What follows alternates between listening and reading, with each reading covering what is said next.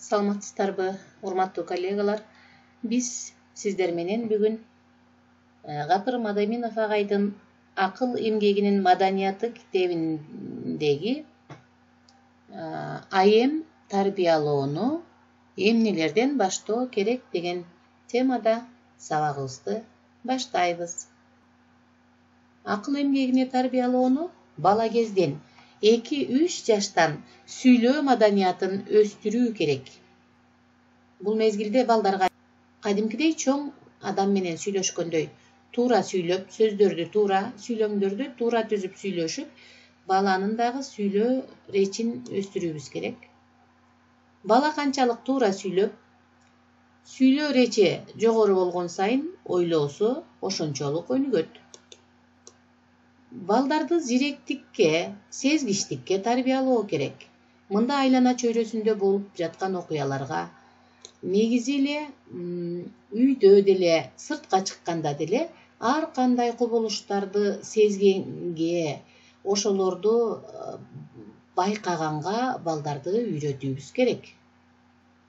Көрүү, салыштыруу, күзөтүүнү үйрөтүү керек.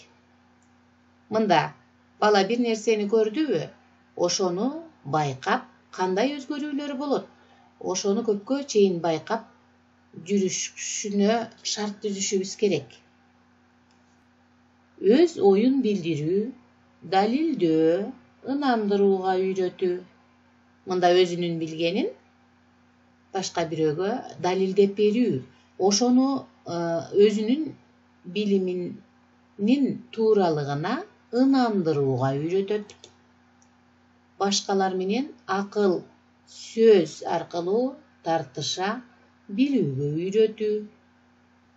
Ойлогонун оозеки жана кагазга жазуу түрүндө берүүгө үйрөтүү. Мында бала билгенин, түшүнгөнүн кыска түшүнүктүү конспект кылып жазып алса болот.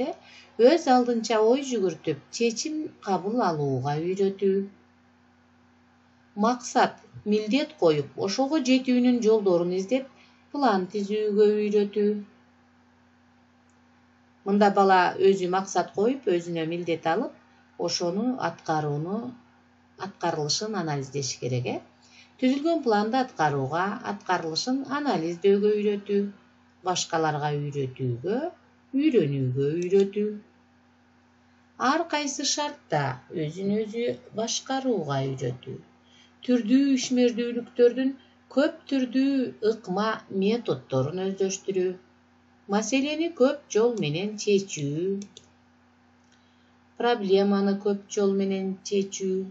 Көп варианттуу ой жүгүртүп, чечим кабыл ала билүү.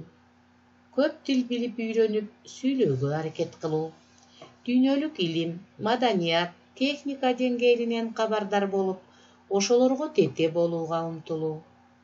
Бүгүнкү ишти кылып туруп, келечекти көрө билүү же ойлоо.